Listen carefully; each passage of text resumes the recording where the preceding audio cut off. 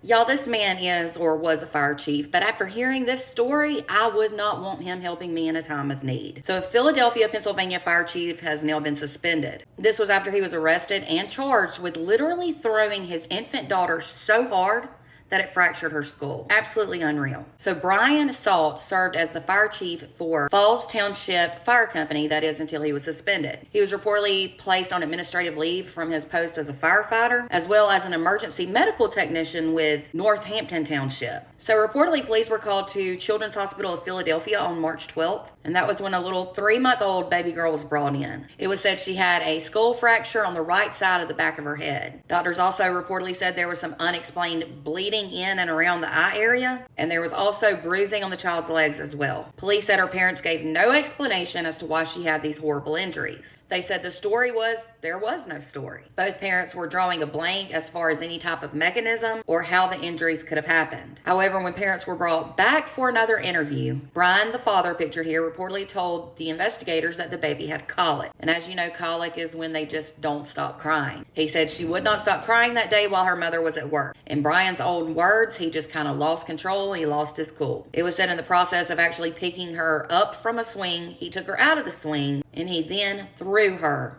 hard to the ground. Unreal. He was then arrested after he admitted that. The baby's okay. She's luckily since been released from the hospital, but Brian is being held on a $500,000 bond. Guys, if you can't deal with crying babies, don't have children. Point blank period. Yes, I understand when a child or a baby has colic. I get it. It's hard. But it's even harder when you have to answer to the consequences of your actions. And then, of course, the baby getting hurt. Take a deep breath, ask for help before doing something like this. For more true crime, make sure to follow and subscribe if you're on YouTube.